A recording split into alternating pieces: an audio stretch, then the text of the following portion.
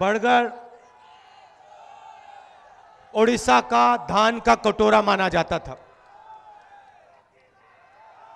और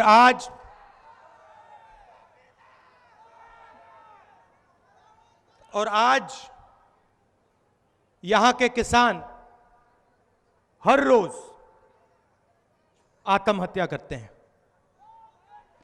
एक दिन नहीं निकलता जब हिंदुस्तान में या उड़ीसा में कोई ना कोई परिवार किसान आत्महत्या के कारण नष्ट नहीं होता है। हर रोज देश में किसान आत्महत्या कर रहे हैं। नवीन पटनायक जी ने वायदा किया था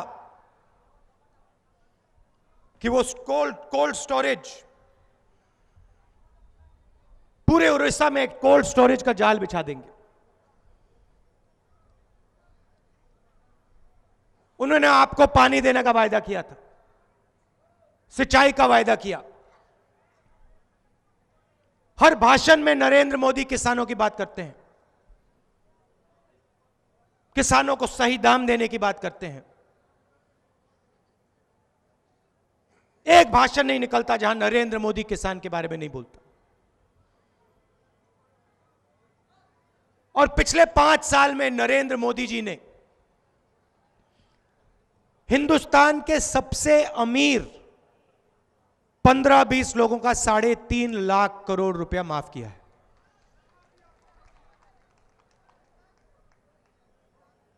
उनके पास पैसे की कोई कमी नहीं है। प्राइवेट हवाई जहाज में उड़ते हैं और नरेंद्र मोदी जी उनका कर्जा माफ करते हैं। विजय माल्या, नीरव मोदी, मेहुल चोकसी, ललित मोदी, अनिल अंबानी, ये नाम है। 45,000 करोड़ रुपए बैंक का अनिल अंबानी को, 35,000 करोड़ रुपए नीरव मोदी को।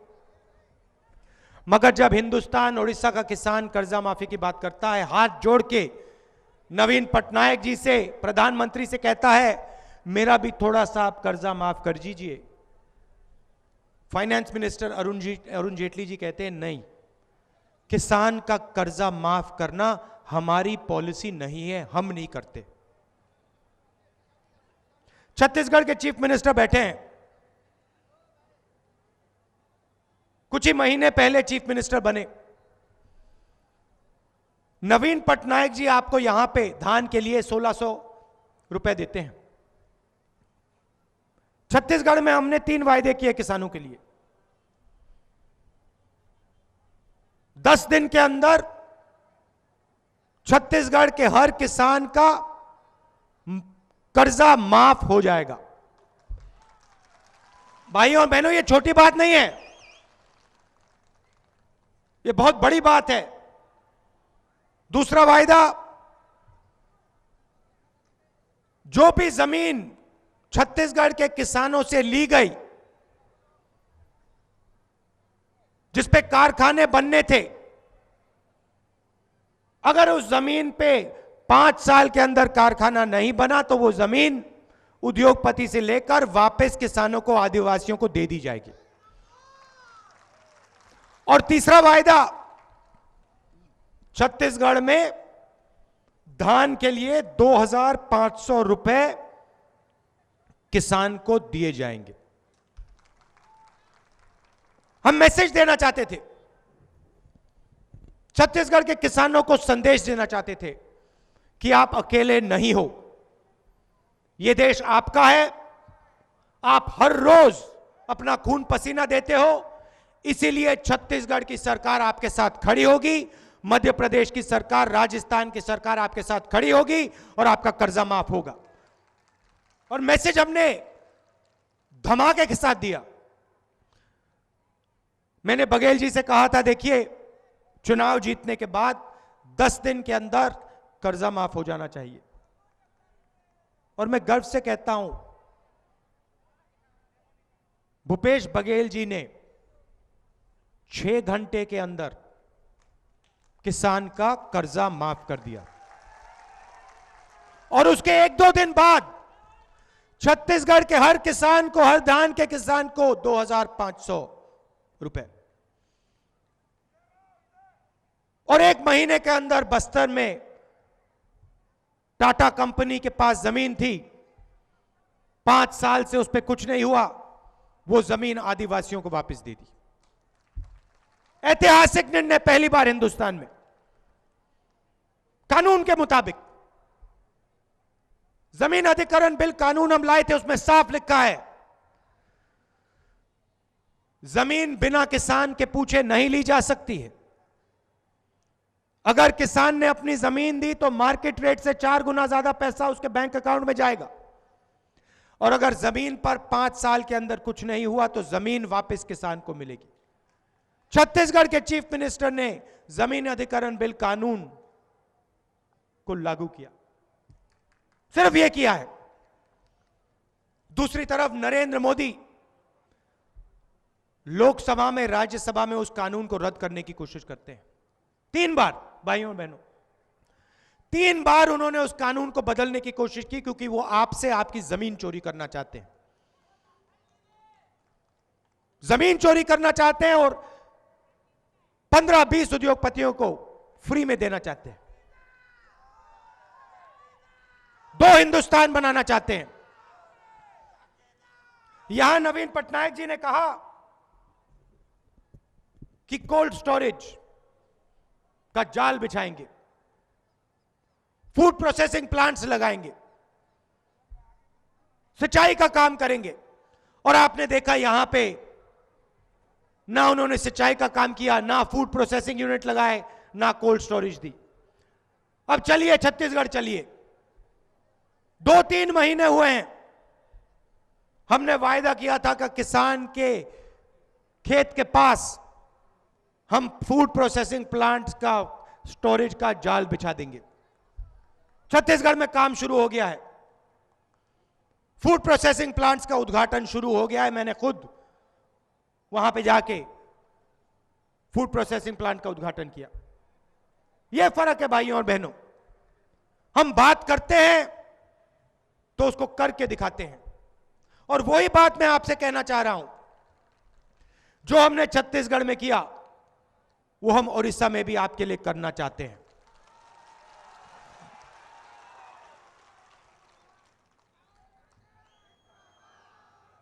और बहुत आसानी से कांग्रेस पार्टी ये काम ओडिशा की जनता के लिए कर सकती है। मैं आपको यहां आकर झूठ नहीं बोलूंगा। हर बैंक अकाउंट में 15 लाख डालने वाली बात जो नरेंद्र मोदी ने की, 2 करोड़ युवाओं को रोजगार देने की बात, किसानों की मदद करने की बात, मैं यहां आके झूठ नहीं बोलने वाला हूं। आप मेरे भाषण देख लीजिए, एक भाषण में मैंने ऐसी बात करी हो तो मुझे बताना। आपको एक भाषण नहीं मिलेगा जहां मैंने झूठे वायदे किए हों। मैंने बोला किसान का कर्जा माफ होगा, 3 प्रदेशों में किसान का कर्जा माफ कर दिया, पंजाब में, कर्नाटक में भी उससे पहले हमने कर्जा माफ किया था। और हमने बोला है छत्तीसगढ़, मध्य प्रदेश की जनता से कि हम किसान के खेत को हिंदुस्तान के बड़े शहरों से जोड़ देंगे, फूड प्रोसेसिंग यूनिट लगाएंगे, कोल्ड चेन लगाएंगे, कोल्ड स्टोरेज के कारखाने लगाएंगे, और हम ये काम मध्य प्रदेश, छत्तीसगढ़, राजस्थान में करके दिखा देंगे।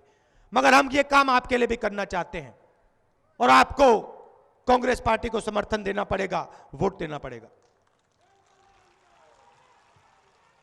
मैं आपसे पूछना चाहता हूं, ओडिशा की जनता, ओडिशा के युवा बाकी प्रदेशों में जाकर रोजगार ढूंढते हैं। ओडिशा बेरोजगारी का सेंटर है। नवीन पटनायक जी ने आपके लिए पिछले सालों में, भैया शांत हो जाएं प्लीज, शांत हो जाएं।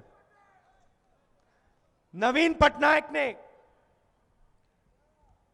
ओडिशा के बेरोजगार युवाओं के लिए पिछले सालों में क्या किया? यहां किसी को नरेंद्र मोदी ने, नवीन पटनायक ने रोजगार दिया है? कोई एक व्यक्ति है यहां पे जो हाथ उठा के कह सकता है हां मुझे नवीन पटनायक ने या नरेंद्र मोदी ने रोजगार दिया? आपको एक व्यक्ति नहीं मिलेगा। मगर मोदी जी ने 10,000 करोड़ रुपए माल्या को दिए, 30,000 करोड़ रुपए अनिल अंबानी को दिए। दुनिया का सबसे बड़ा डिफेंस का कॉन्ट्रैक्ट, राफेल हवाई जहाज का कॉन्ट्रैक्ट,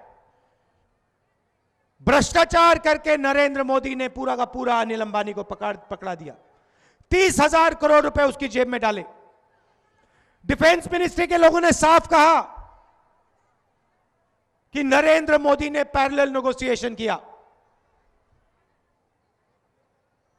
राफेल मामले में चोरी की, 526 करोड़ रुपए का हवाई जहाज को 1600 करोड़ रुपए में खरीदा। कहते हैं मैं चौकीदार बनना चाहता हूं, और चौकीदार,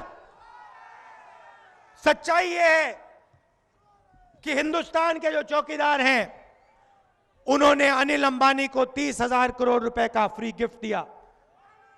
चौकीदार। तो हमारी सरकार का लक्ष्य गरीबों की मदद करने का है। आज आपको ना शिक्षा मिलती है, ना अस्पताल में आप इलाज करा पाते हो।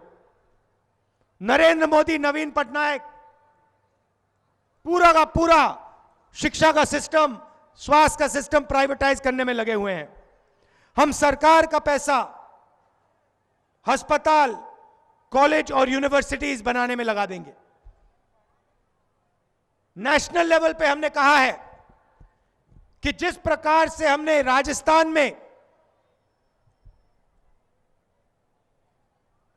स्वास्थ्य का अधिकार दिया, उसी प्रकार हम नेशनल लेवल पे हिंदुस्तान के हर नागरिक को स्वास्थ्य का अधिकार देंगे।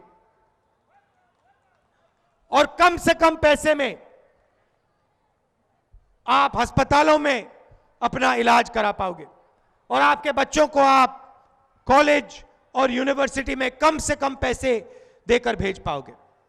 आज अगर आप बच्चों को यूनिवर्सिटी में, कॉलेज में भेजना चाहते हो, इंजीनियर या डॉक्टर बनाना चाहते हो, तो आपको लाखों रुपए देने पड़ते हैं। 2019 के बाद आपको लाखों रुपए नहीं देने पड़ेंगे। कम से कम पैसे में आप अपना इलाज करा पाओगे, कम से कम पैसे में आप अपने बच्चों को शिक्षा दिला पाओगे। ओडिशा को चुने हुए अफसर चलाते हैं। ओडिशा में जनता की आवाज नहीं सुनाई देती। 5-6 अफसर नवीन पटनायक जी के लिए उड़ीसा को चलाते हैं, और नवीन पटनायक को प्रधानमंत्री रिमोट कंट्रोल के थ्रू चलाते हैं।